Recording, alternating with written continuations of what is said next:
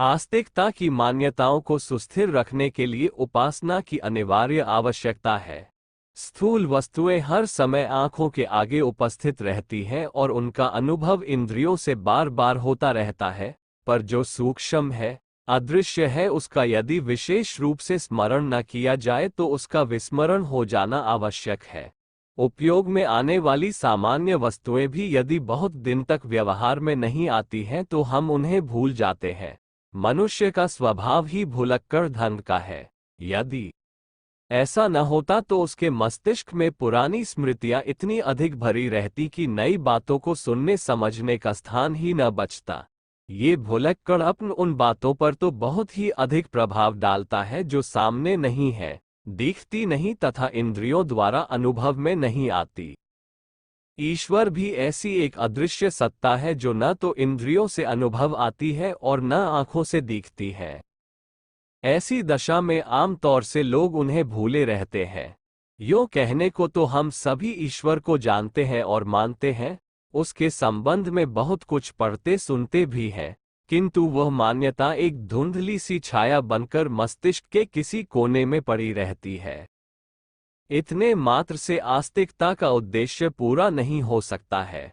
कुविचारों को रोकने और कुकर्मों पर अंकुश रखने के लिए ईश्वर की एक स्पष्ट स्मृति हमारे हृदय पटल पर अंकित रहनी चाहिए और उसका वैसा ही स्मरण रहना चाहिए जैसा हमें अपने घर में रहने वाले निकटस्थ कुटुंबी परिजनों का रहता है। इसके बिना ईश्वर का भय एवं प्रकाश हमारे अंतःकरण में स्थिर न रह सकेगा। आस्तिकता का उद्देश्य तभी पूरा हो सकता है जब ईश्वर को हम सहचर के रूप में अनुभव करें। कुविचार का अवसर आते ही, कुकर्म की इच्छा जगते ही भगवान हमारे आगे धर्मोपदेशक के रूप में, न्यायाधीश के रूप में, पुलिस अधिकारी के रूप में उपस्थित हो सके तो ही यह संभव है कि कुमार्ग पर बढ़ते हुए हमारे कदम रुक सकें।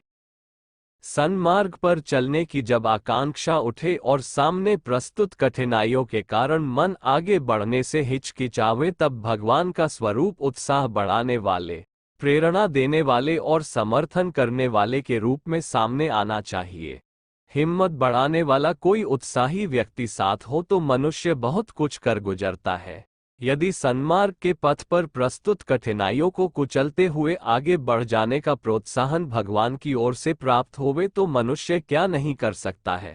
परमात्मा का मूर्तिमान रूप हमारी आंखों के आगे विचरता रहे, वह ऐसा न होता तो उसके मस्तिष्क में पुरानी स्मृतियां इतनी अधिक भरी रहती कि नई बातों को सुनने समझने का स्थान ही न बचता। ये भुलक्कड़पन उन बातों पर तो बहुत ही अधिक प्रभाव डालता है जो सामने नहीं है, दिखती नहीं तथा इंद्रियों द्वारा अनुभव में नहीं आती। ईश्वर भी ऐसी एक अदृश्य सत्ता है जो न तो इंद्रियों से अनुभव आती है और न आंखों से दिखती है। ऐसी दशा में आमतौर से लोग उन्हें भूले रहते हैं।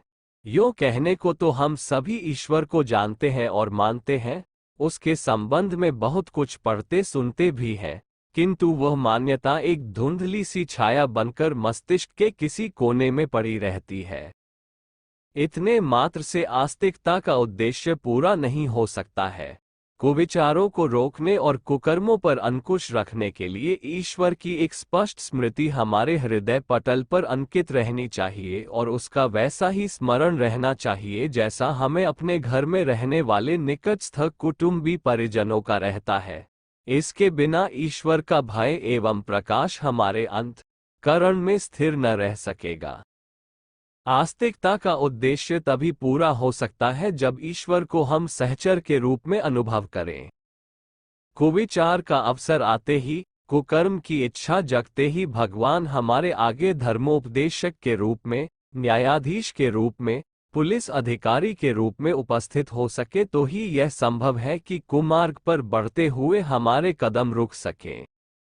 सन्मार्ग पर चलने की जब आकांक्षा उठे और सामने प्रस्तुत कठिनाइयों के कारण मन आगे बढ़ने से हिचकिचावे तब भगवान का स्वरूप उत्साह बढ़ाने वाले, प्रेरणा देने वाले और समर्थन करने वाले के रूप में सामने आना चाहिए। हिम्मत बढ़ाने वाला कोई उत्साही व्यक्ति साथ हो तो मनुष्य बहुत कुछ कर गुजरता है। यदि सन्मार्ग के पथ पर प्रस्तुत कठिनाइयों को कुचलते हुए आगे बढ़ जाने का प्रोत्साहन भगवान की ओर से प्राप्त होवे तो मनुष्य क्या नहीं कर सकता है। परमात्मा का मूर्तिमान रूप हमारी आंखों के आगे विचरता रहे, वह ऐसा न होता तो उसके मस्तिष्क में पुरानी स्मृतियां इतनी अधिक भरी रहती कि नई बातों को सुनने समझने का स्थान ही न बचता। ये भुलक्कड़पन उन बातों पर तो बहुत ही अधिक प्रभाव डालता है जो सामने नहीं है, दिखती नहीं तथा इंद्रियों द्वारा अनुभव में नहीं आती। ईश्वर भी ऐसी एक अदृश्य सत्ता है जो न तो इंद्रियों से अनुभव आती है और न आंखों से दिखती है। ऐसी दशा में आम तौर से लोग उन्हें भूले रहते हैं।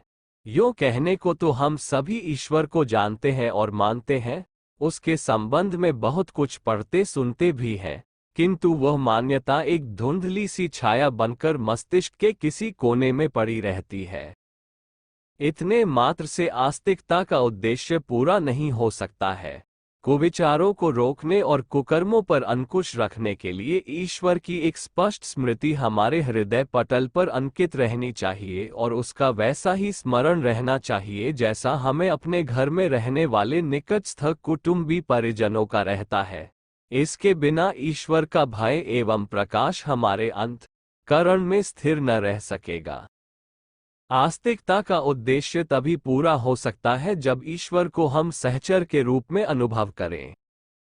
कुविचार का अवसर आते ही, कुकर्म की इच्छा जगते ही भगवान हमारे आगे धर्मोपदेशक के रूप में, न्यायाधीश के रूप में, पुलिस अधिकारी के रूप में उपस्थित हो सके तो ही यह संभव है कि कुमार्ग पर बढ़ते हुए हमारे कदम रुक सकें।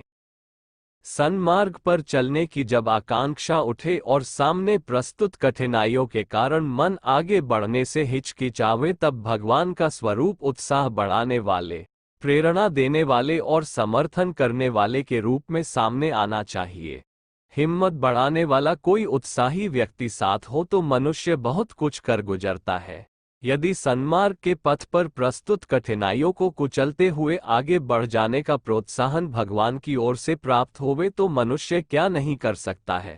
परमात्मा का मूर्तिमान रूप हमारी आंखों के आगे विचरता रहे, वह हो गया वो धन्य हो जाता है। इस भक्ति साधना का अभ्यास भी उपासना की पूजा अर्चा द्वारा ही संभव है। आस्तिकता के अगणित लाभों का उठाया जाना तभी संभव हो सकता है जब उपासना को दैनिक जीवन में नियमित एवं निश्चित रूप से निरंतर करते रहा जाए। केवल ईश्वर है इतना मान लेने मात्र से उस मान्यता के द्वारा कुछ महत्वपूर्ण प्रयोजन सिद्ध नहीं हो सकता। इसलिए हम में से प्रत्येक को ये प्रयत्न करना चाहिए कि दैनिक जीवन में उपासना के लिए कोई निश्चित एवं निर्धारित विधान अवश्य रहे।